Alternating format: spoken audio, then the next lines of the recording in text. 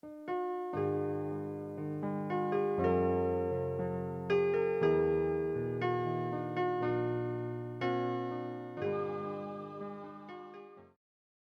mort de l'adorateur. Lorsqu'on parcourt les Écritures, quelle est l'apôtre qui a le plus parlé de l'adoration? L'apôtre Jean, n'est-ce pas? Amen. On peut prendre place, hein? Voilà.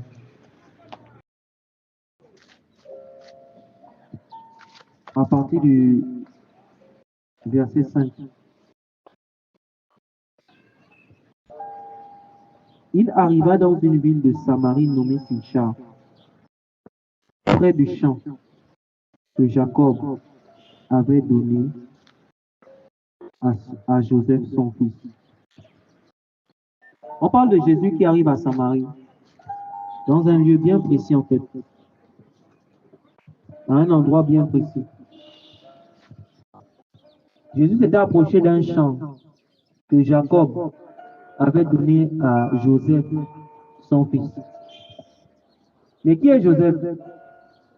Joseph, c'est le fils bien-aimé de Jacob.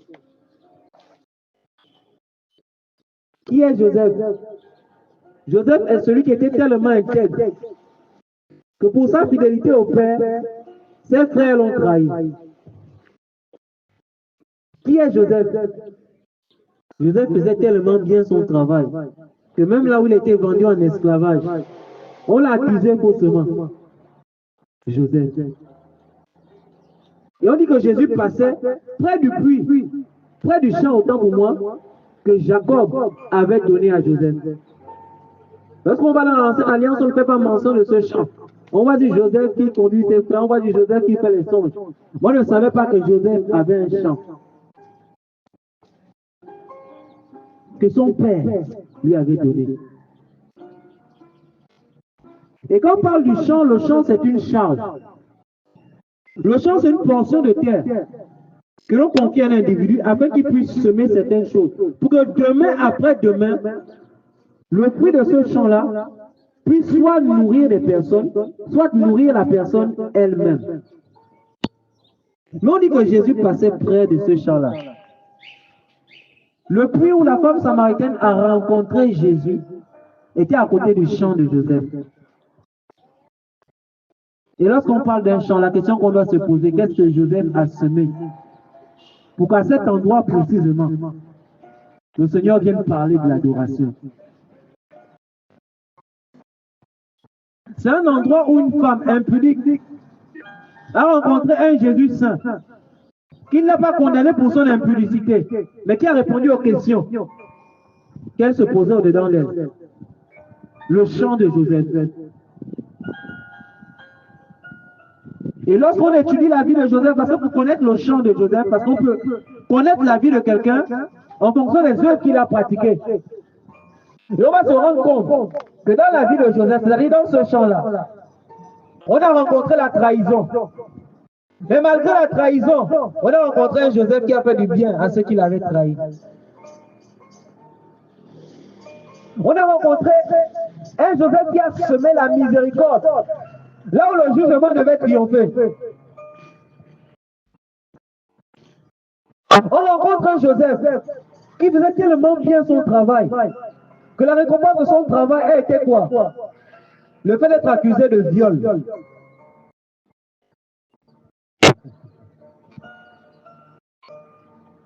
On voit un Joseph qui, malgré les accusations, est resté intègre.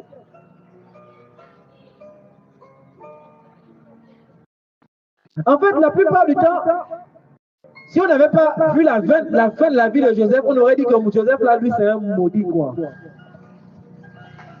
Et parfois, on est tellement intègre que les gens du monde nous disent, attends, mais toi, tu ne fais pas les choses comme nous, tu ne vis pas comme nous. Mais pourquoi il y a tant et tant et tant de malheurs qui te précèdent? Qui te suivent? Tes grands frères, ce sont des voleurs, ils égorgent le troupeau du Père. Toi qui rapportes les bonnes choses, on te prend, on te jette dans un puits, on te vend en esclavage, on te trahit, on te fait du mal.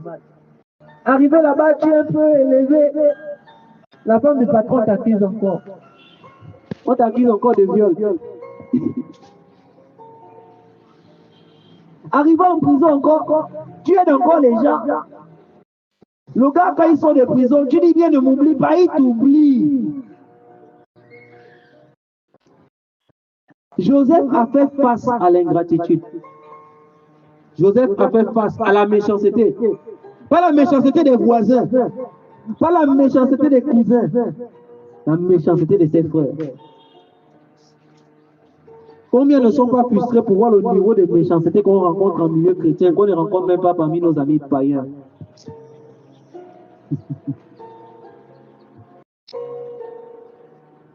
Combien?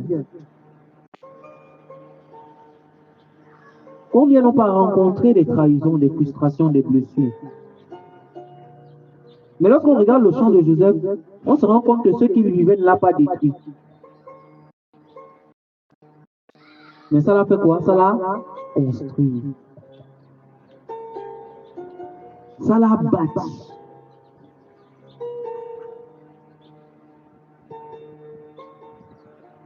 Et Jésus passait près de ce champ-là, de Joseph.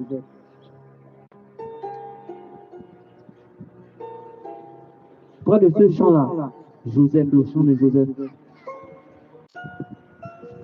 Et à la fin, Joseph va recevoir une très grande bénédiction.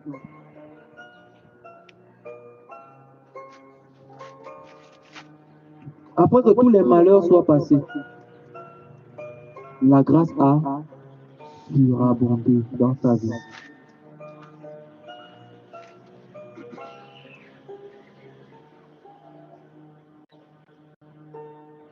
Joseph. Et la Bible dit que Jésus passait près du champ de Joseph, près du champ que Jacob avait donné à son fils Joseph. Là se trouvait le puits de Jacob. Jésus, fatigué du voyage, étant assis au bord du puits. C'était environ la 6e heure. On se rend compte que dans le champ de Joseph, il y a un puits que Jacob avait creusé.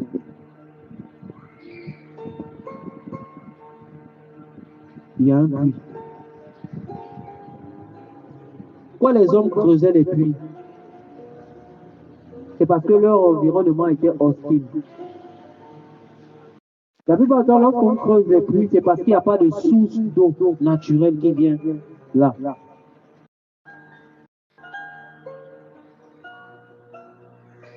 Et les hommes étaient obligés d'aller chercher l'eau en profondeur. Pour construire un puits, il faut des efforts. Pour construire un puits, il faut des sacrifices. Donc, il y a une catégorie de personnes qui viennent s'abreuver simplement à certains puits, mais ils ne savent pas comment ces puits ont été construits. Ils ne connaissent pas les souffrances de ce puits. Ils voient juste, je m'approche de tel frère, je m'approche de telle soeur, je m'approche de telle maison, de telle œuvre. Il y a toujours de l'eau, même en temps de sécheresse. Mais ils ne savent pas qu'avant que Joseph n'ait le champ, Jacob avait planté le puits. Parce que le champ sans le puits, le champ mourra. Mais lorsqu'on parle de puits, on parle de source d'inspiration, on parle de modèle. Donc quand on parle du puits de Jacob, on parle des expériences que Jacob a expérimentées avec le Seigneur. Ce sont les expériences que Jacob avait expérimentées avec le Seigneur qui ont fait en sorte que Joseph demeure intègre. Parce que ça le servait d'inspiration. Parce que Jacob a été non seulement malhonnête, mais il a aussi été trompé. Donc l'une des choses qui faisait en sorte que lorsque Joseph dans son malheur, lorsque Joseph dans sa prison, ne renonçait pas à l'intégrité, c'est parce qu'il et qu'il était sorti en restant intègre. Il savait que lorsque son père fouillait Ésaü, son frère, qui voulait le tuer, il était allongé sur un rocher et il y a une vision. Le ciel. C'est pourquoi lorsque les frères de Jacob, et plutôt lorsque les frères de Joseph l'ont trahi, Joseph ne s'est pas découragé. Joseph n'a pas renoncé à sa bonté. Pourquoi? Parce qu'il savait que son père aussi, un jour, son propre frère, jumeau, a voulu le tuer. Et la solution, c'était quoi? C'était le rocher. Le rocher représente quoi? Les enseignements, les instructions, les recommandations.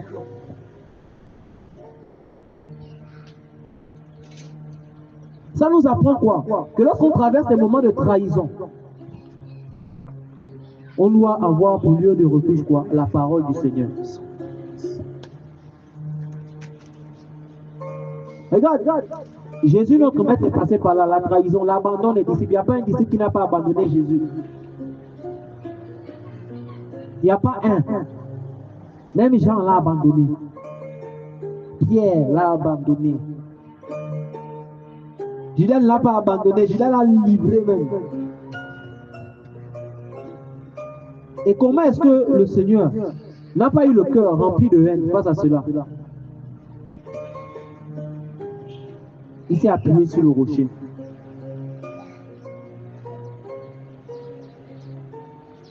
Il a fait la même expérience que Jacob sur le chemin de la fuite. La fuite de quoi? La fuite du mal, la fuite de la haine. Il allait faire quoi? Veiller et prier. Jésus a été tellement abandonné que même les gens qu'il a appelés venir prier avec lui. C'est-à-dire que tu dois même au frère, sujet de prière, le frère ne prie pas pour toi. Jésus dit à ses disciples, veillez et priez parce que je suis angoissé. Les gars dorment. Parfois même soutien dans la prière, il n'y a pas. Tu dois aller au rocher. Et là-bas, tu vas rencontrer un ange qui va te fortifier. Parce que dans cette situation-là, on veut abandonner. On veut dire au Père, éloigne de moi cette coupe. On parle de la mort de l'adorateur. Pourquoi? Parce qu'un adorateur qui ne connaît pas la volonté du Père ne peut adorer. Et pour que l'adoration ultime soit révélée, il a fallu que quelqu'un meure. Pour que toi et moi, on puisse prétendre adorer le Seigneur en esprit et en vérité. Il y a un homme, Jésus, qui a accepté de mourir. On voit seulement le Jésus qui est mort face au clou. On ne voit pas le Jésus qui est ressuscité dans la gloire et qui est mort à la haine. Parce qu'il pouvait dire, vous m'avez trahi.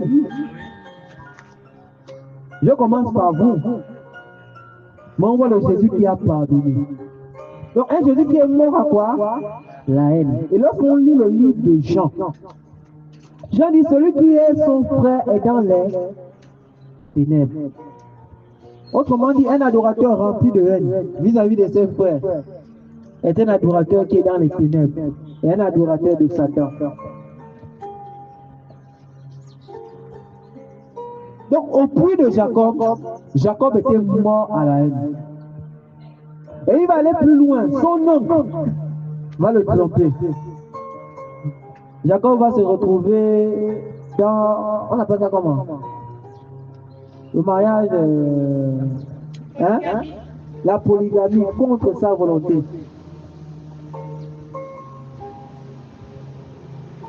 Donc son oncle va le tromper.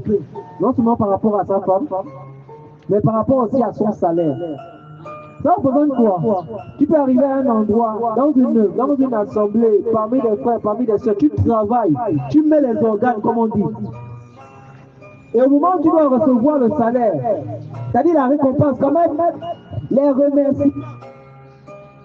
On te fout à la porte, on chante ton salaire, on te dit que tu ne mérites rien. Jacob a expérimenté ça. Jacob a expérimenté cela. Il a expérimenté quoi? L'ingratitude. Mais le problème, c'est que lorsque les hommes deviennent ingrats face à un service qui est juste devant le Seigneur, c'est le Seigneur qui vient maintenant te récompenser. C'est ainsi que dans le puits de Jacob, on a cette histoire où Jacob était maltraité, Jacob était opprimé. Mais un ange du Seigneur est descendu, il dit quoi? J'ai vu la souffrance de tes fils là-bas. Et le Seigneur commence à donner des stratégies à Jacob. C'est pourquoi il est mieux d'attendre la rémunération qui vient du Seigneur que d'aller réclamer la rémunération qui vient des hommes. Car frère, on ne reconnaît pas, gloire à Dieu. Car frère, on reconnaît, gloire à Dieu. Et tu dois garder à l'esprit que Dieu est l'auteur et le rémunérateur de ceux qui le cherchent. Mais le problème, c'est que nous sommes dans une génération des hommes qui disent qu'ils veulent adorer Dieu, mais ils veulent la rémunération des hommes. Ils veulent les acclamations des hommes, ils veulent les honneurs des hommes. Il dit, j'ai servi telle personne, jusqu'à quand, jusqu'à quand, jusqu'à quand. Ils réclament leur salaire aux hommes et non à Dieu. Donc, la mort de l'adorateur vient aussi à la mort de la rémunération que les hommes peuvent nous donner. Renoncer à cela en fait. Accepter de mourir à cela. Et comme Jésus est toujours notre prototype,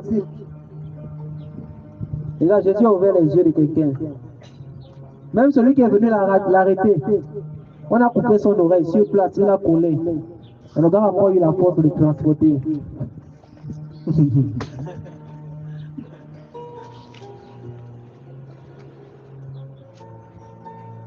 Oh, quand il passait les temps difficiles, j'étais là. Maintenant, quand c'est mon tour, il n'est pas là. Ouais, mais... Quand Pierre se noyait, Jésus est venu le sauver, non? Maintenant, quand Jésus criait, Père, Père, pourquoi m'as-tu abandonné? Est-ce que Pierre était là?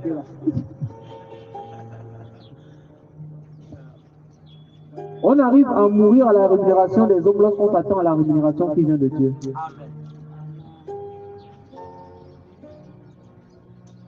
Le puits de Jacob. Autrement dit, Jacob était une source d'inspiration pour Joseph. Ce qui l'a fait tenir dans cette prison. Ce qui l'a fait tenir face aux accusations. Pourquoi? Parce qu'il avait un modèle, parce qu'il avait une référence, parce qu'il avait un père qui ne lui a pas caché ses expériences, mais qui l'a montré afin qu'il ne tombe pas dans les mêmes pièges que lui. De la même manière, si Jésus est notre Père, on va commencer à observer dans la vie de Jésus comment Jésus a réagi face à certaines choses et quelle a été sa récompense. Quelle a été la punition de ceux qui ont été ingrats et de ceux qui ont été reconnaissants vis-à-vis de lui. Parce que comme on le dit, lorsqu'on observait la vie de Joseph, on va dire que c'était un maudit jusqu'à ce qu'on arrive à la fin. De la même manière, Jésus est mis au nombre des malfaiteurs aujourd'hui parce que les hommes n'ont pas vu à la fin. N'ont pas vu le Jésus glorifié. De même, toi tu dois accepter chacune des morts que tu traverses ou du moins auxquelles tu es appelé, qui sont dans la volonté de Dieu, afin que tu sois glorifié plus tard.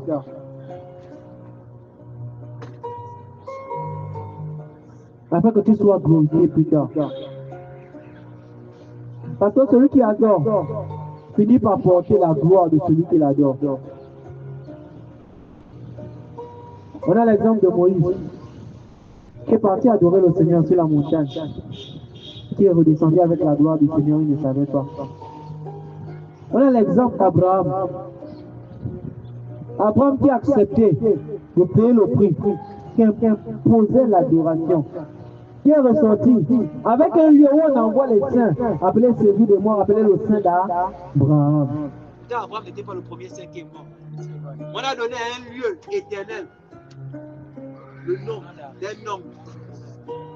C'était sa récompense. L'adoration a un prix.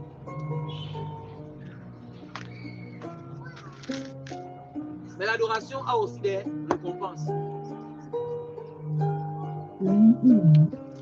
Le problème est, vers qui iras-tu réclamer ta récompense?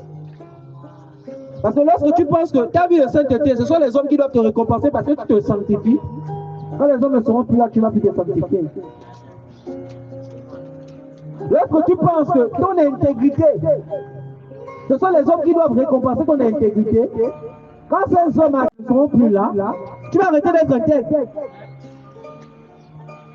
Quand tu vas penser que ton intégrité doit être récompensée par une promotion dans l'église, frère, arrête même les gars.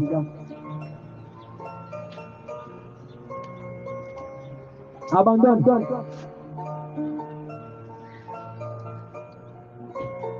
Oh Dieu de ma justice. C'est parce qu'il est le Dieu de la justice. Il dit à moi la vengeance, à moi la rétribution. Le puits de Jacob.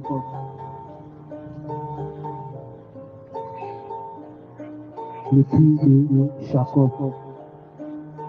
Et à ce puits-là, des années plus tard, il y a une femme qui va venir là. Et Jésus avait soif. On peut lire?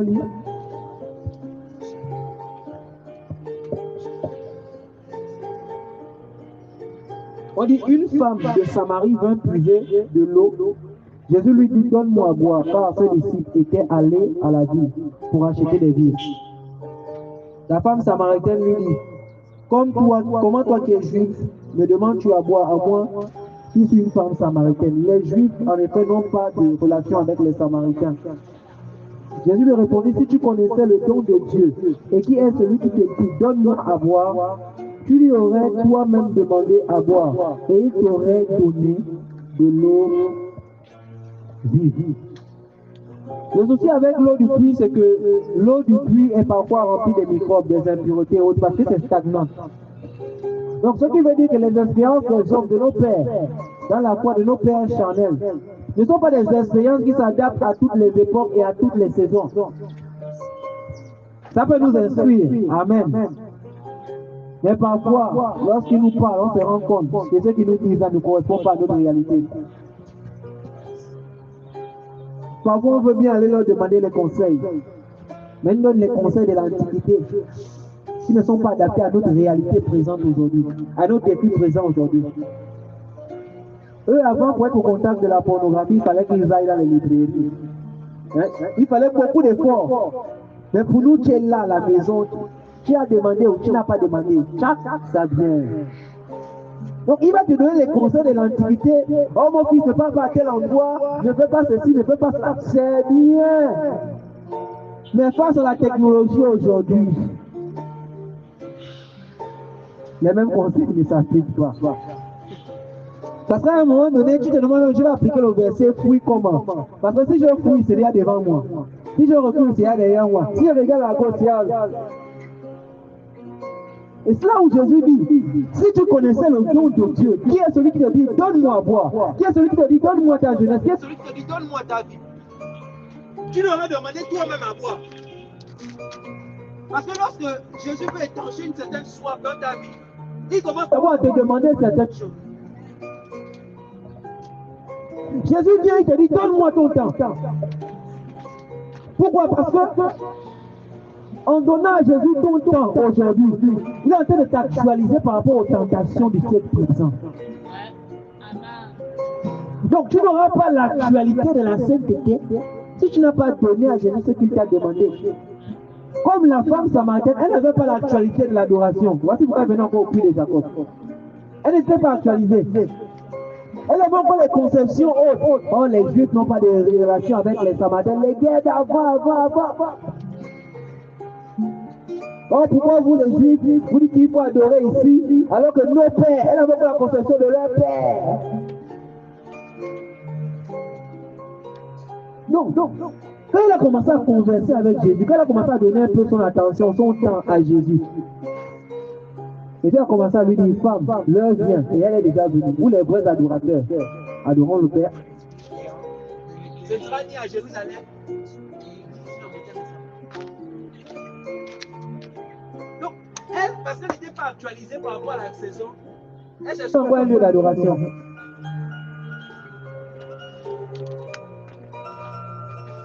Donc Jésus va lui dire, si tu connaissais celui qui te dit donne-moi à boire, est-ce que tu connais celui qui te dit donne-moi ta jeunesse? Est-ce que tu connais celui qui te dit donne-moi ton temps? Est-ce que tu connais celui qui te dit donne-moi ta bouche pour prier? Parce que c'est la connaissance de celui qui appelle qui transforme celui qui répond. Le fait n'est pas d'entendre la voix du Seigneur. Le fait est de connaître celui qui nous appelle. Samuel a entendu 3 fois la voix du Seigneur. Mais parce qu'il ne savait pas que c'était le Seigneur qui appelait, il n'est pas rentré dans la dimension du service auquel le Seigneur l'attendait. Pourtant, il entendait déjà la voix. Il a dit, pourtant, j'ai déjà les songes. Pourtant, j'ai déjà les visions. Pourtant, je sais déjà ce à quoi il m'appelle. Pourtant, j'ai entendu les prédications sur comment devenir quoi. Pourquoi je ne suis pas bon comme ça? C'est seul. Tu as entendu, mais tu ne connais pas la voix de celui qui t'appelle. Parce que lorsque tu rentres dans la connaissance de celui qui t'appelle, Jésus dit la vie éternelle, c'est qu'il te connaisse. Tu commences à rentrer dans la vie. Donc Jésus était en train de dire à la femme samaritaine, si tu connais celui qui te dit donne-moi à boire, il t'aurait donné de l'eau vive. S'il parle de l'eau vive, c'est de l'eau qu'elle partait puiser au puits de Jacob. Même si c'est Jacob qui avait puisé cette eau était déjà morte. Et elle avait besoin de l'eau vive. Et le type de question qu'elle posait révélait son état d'ignorance. Elle ne connaissait pas qui était l'auteur de Dieu. Et vous allez voir, lorsque Jean va rencontrer le Seigneur dans une autre dimension, on va aller dans l'Apocalypse chapitre 1. Je vais courir après le temps.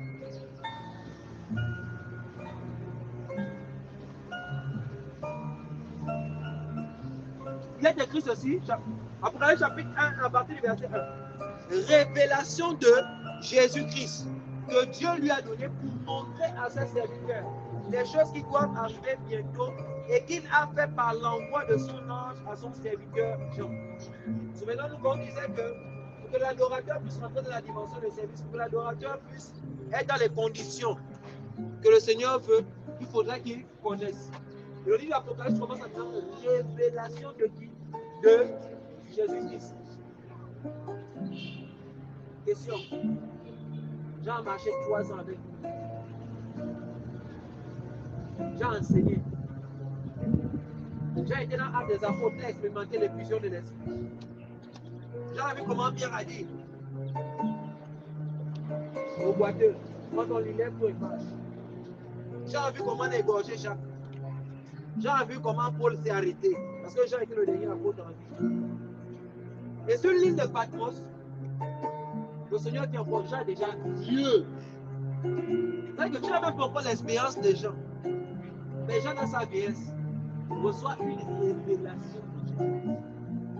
Quand tu as peut-être à peine 10 ans, 9 ans, 7 ans, 5 ans, 3 ans, 4 ans de quoi? Quand tu lis la Bible, tu n'as plus les révélations. Quand tu pries, tu n'as plus les révélations. C'est-à-dire qu'il n'y a plus de choses nouvelles pour toi. C'est-à-dire que quand tu lis la Bible, tu composes avec la nouvelle naissance, les choses anciennes sont passées. Alors, la méditation, c'est clair. Les enfants, les temps de prière, c'est clair. Les temps de jeûne, c'est clair. Je vais encore découvrir quoi là-bas. C'est-à-dire que toi, tu n'as plus de révélations. Mais Jean reçoit de sa vie, Jean vieillard, qui a eu plus d'expérience que toi avec lui, qui a vu Jésus-Christ homme, qui a vu Jésus-Christ mort, qui a vu Jésus-Christ ressuscité, qui a vu Jésus-Christ sous la forme de l'esprit. Reçoit de sa vie, chapitre 1, l'Apocalypse, dit révélation de Jésus-Christ. De Jésus-Christ. C'est pourquoi on doit courir après les révélations du Seigneur. Parce que ce sont les révélations du Seigneur qui nous actualisent. Parce que comme je le disais, Jean avait besoin de l'actualité du ciel en ce temps-là. Comme dans notre nation, il y a beaucoup de méthodes qu'on applique, il y a beaucoup de choses que l'on fait. Par habitude, par coutume, en allant au puits de Jacob, comme tel avait fait, comme l'année passée on avait fait ceci, comme cette année, voilà. On s'appuie sur les expériences du puits de Jacob qui ont tari. Mais pour avoir l'actualité du ciel, on a besoin de révélations. Ça veut dire, on fait comment pour avoir les révélations? Je ne sais pas encore. Je ne sais pas encore. Je sais que pour avoir les révélations du Seigneur, un moitié nous dit les choses que Dieu a gardées pour ceux qui l'aiment. Les choses que l'œil n'a pas vues, que l'oreille n'a pas entendues, mais que Dieu a réservé pour ceux qui l'aiment. C'est ce que Paul nous a dit. Jean encore est venu compléter la parole. Moi et mon Père, nous viendrons chez lui et nous ferons nos demeures chez lui. Donc, plus tu grandis dans l'amour du Seigneur, tu provoques les révélations du Seigneur. Ça, c'est en théorie. En pratique, c'est un autre chapitre. Donc, le chapitre 1 commence par cela, révélation. Il dit, le texte a attesté la parole de Dieu et le témoignage de Jésus-Christ. Tout ce qu'il a vu. Heureux celui qui lit et ceux qui entendent les paroles de la prophétie de Seigneur. Amen. Il dit quelque chose. Heureux celui qui lit, donc on dit sur la télé, et ceux qui entendent les paroles de la prophétie de Seigneur. C'est pas une bonne nouvelle. Toi qui cherches à être heureux. Donc le fait d'entendre simplement les prophéties de celui qui est censé recevoir le message, qui est censé recevoir un certain bien-être. Donc si tu es venu avec certain malheur, mon frère, soit recommence à lire ou à entendre les prophéties de la parole du Seigneur. Il continue en disant ceci, la parole de la prophétie, et qui garde ces choses, qui y sont écrites car le temps est proche. Jean aux 7 églises qui sont en Asie. Que la grâce et la paix vous soient données de la part de celui qui est, qui était et qui vient, de la part des 7 esprits qui sont devant le trône de Dieu, de la part de Jésus-Christ, le témoin fidèle, le premier-né des morts et le prince des rois de la terre, à celui qui nous aime, qui nous a délivrés de nos péchés par son sang. Je m'arrête d'abord là. Donc, Jean est dans l'introduction, il n'est pas encore en train de parler de ce qu'il a vécu, il a introduit. Hein? Il commence à dire aux églises, soyez en paix. Si tu ne prends pas le contexte de ce passage, tu ne peux pas comprendre pourquoi les apôtres disaient toujours aux chrétiens, c'est la paix de Christ qui gardera mon cœur. Voilà, du passage toujours. Pourquoi? Parce que l'église était troublée. L'église passait par des temps de difficulté, l'église passait par des temps d'épreuve. Même Jésus, lorsqu'il vient apparaître, la première chose qu'il dit, de la paix soit avec vous. Donc, passer par des temps de trouble ne signifie pas que tu as perdu la foi ou que tu es loin du Seigneur. Mais parfois, tu as besoin d'entendre le Seigneur te dire que la paix soit avec toi. Parce que quand tu entends le Seigneur te dit que la paix soit avec toi, tu trouves la force même dans tes épreuves. Tu trouves la force même dans les situations qui te trouvent. Même dans les situations qui te trouvent. Il n'a pas de Jésus-Christ qui nous a fait quoi? Qui nous a délivrés de nos péchés par quoi? Qui nous a délivrés de nos péchés par nos jeûnes. Qui nous a délivrés de nos péchés par nos temps intensifs de prière. Qui nous a délivrés de nos péchés par l'imposition des mecs. Qui nous a délivrés de nos péchés par le nombre de temps qu'on passe en parlant en langue. Qui nous a délivrés de nos péchés en écoutant les adorations. Qui nous a délivrés de nos péchés par quoi? Donc, à chaque fois qu'il y a un péché qui commence à dominer ma vie, qu'est-ce que je dois rechercher?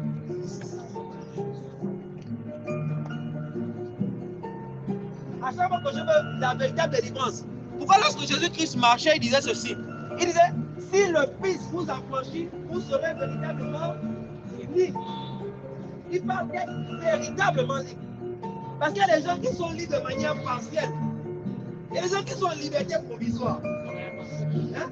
Les chants, les cantiques, les rassemblements, les temps de prière peuvent te donner des temps de liberté provisoire. Mais le contact avec le sang de Jésus, la connaissance du sacrifice de la croix te donne une liberté.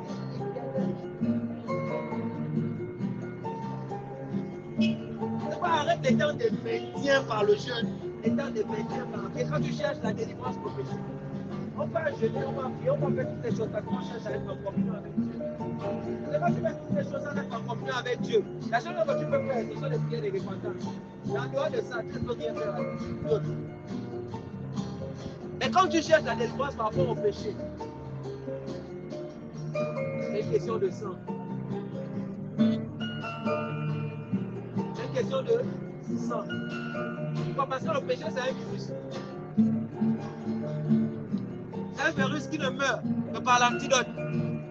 Et l'antidote que le Seigneur a envoyé à l'humanité, c'est le sang du Seigneur Jésus. Le sang du Seigneur. Pourquoi? Parce que dans ce sang, il y a la capacité non seulement de pardonner, la capacité d'effacer le péché, et la capacité de te donner une nouvelle identité. C'est là maintenant le sang. Donc le sang fait beaucoup de choses. Le sang régénère. Le sang apporte la vie.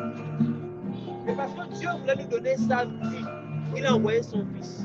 Donc quand tu veux manifester la vie du Seigneur, tu dois chercher à être en communion avec le sang de Jésus. Comment être en communion avec le sang de Jésus? C'est être en communion avec Jésus. Avoir la connaissance du sang, la notion du sang, connaître la fonction du sang. Savoir que le sang a été versé pour le pardon de mes péchés. Et Jean nous donne le chronographe. Si celui qui avoue, c'est le Christ pour nous pardonner et nous purifier de toute notre iniquité. Donc à chaque fois que je commence à avouer à Dieu, pas à un frère, pas à une soeur, pas à une assemblée, même l'unité, automatiquement, les active. Il est fidèle et juste pour te pardonner de toute iniquité. Il ne dit pas certaine, il dit toute.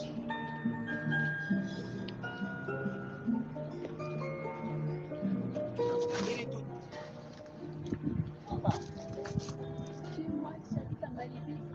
Mandé, je vais t'accompagner. Je peux arriver la nuit. Hein? Je peux pas arriver la nuit. Je vais te déposer. Chez moi alors.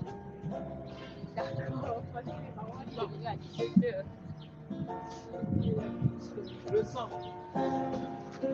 Donc je vais aller un peu plus vite pour on va commencer quelque chose. Et maintenant, ok, au verset 9. Et il appelle le nom et roi de verset 8. Il commence à dire, je suis l'alpha et l'oméga, dit le Seigneur Dieu, celui qui est, qui était et qui vient, le Tout-Puissant. Il dit, moi Jean, votre frère, qui est part avec vous à la tribulation et au royaume et à la persévérance en Jésus. J'étais dans l'île appelée Patmos à cause du témoignage, à cause de la parole de Dieu et du témoignage de Jésus.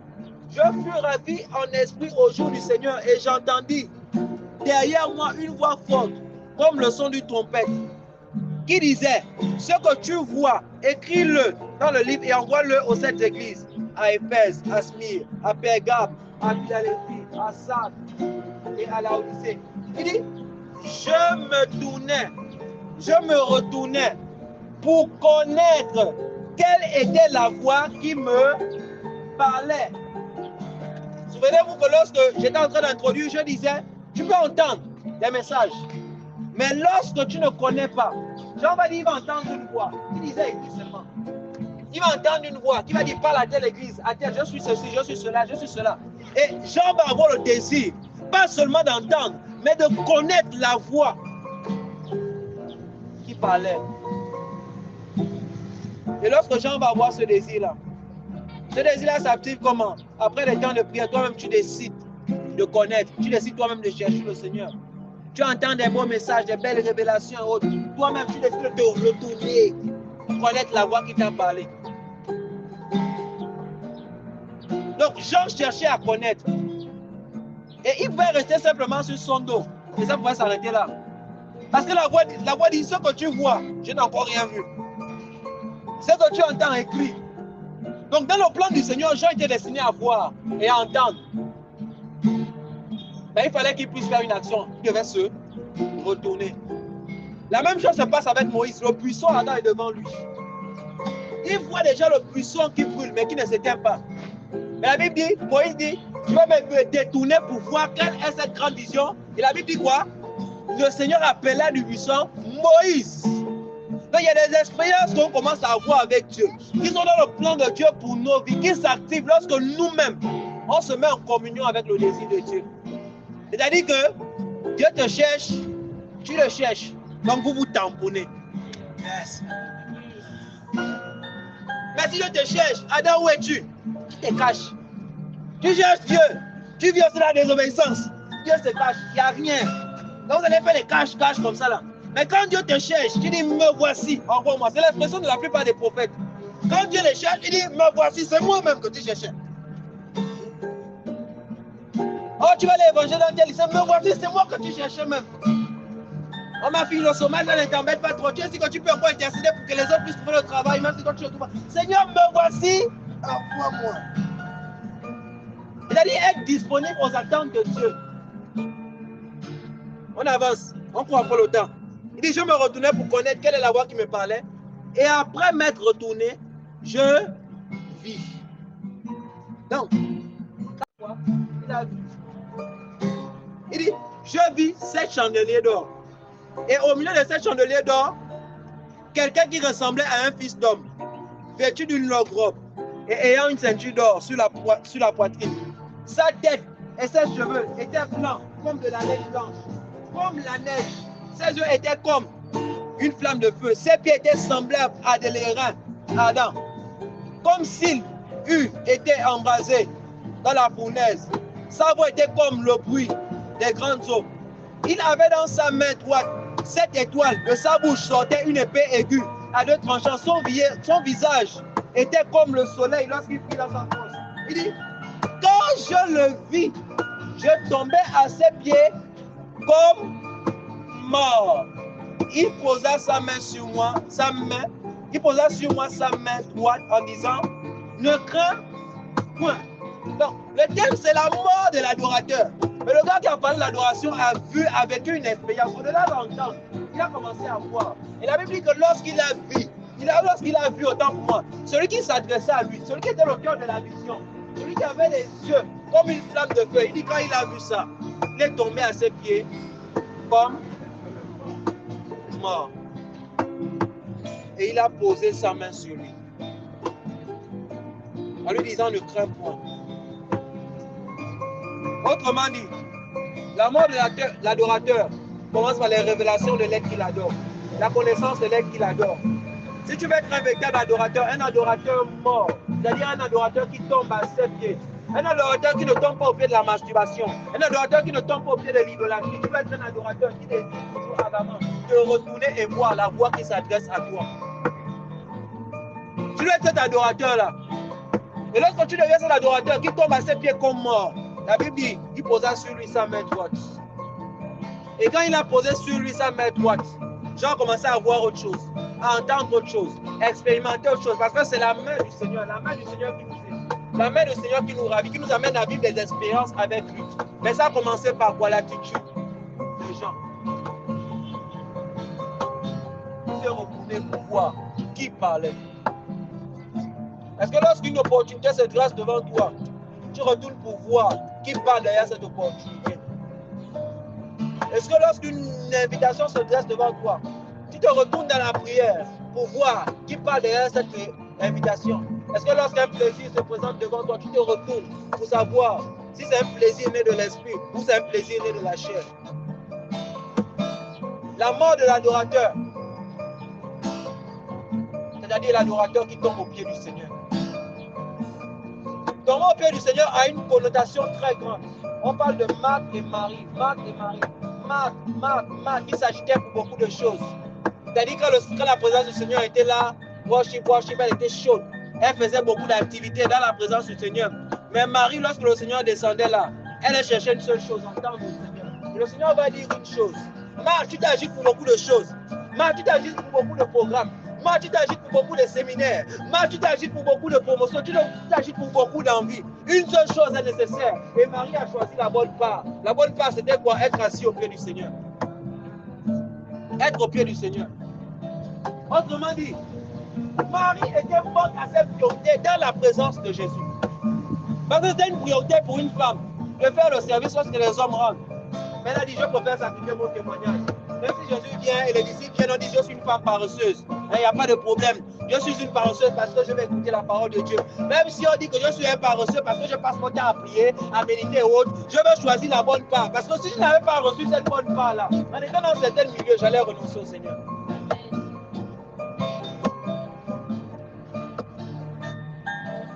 J'allais renoncer au Seigneur.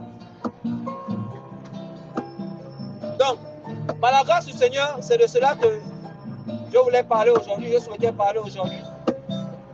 Dans tout ce qui a été dit là, et c'est forcément, le menu a été varié.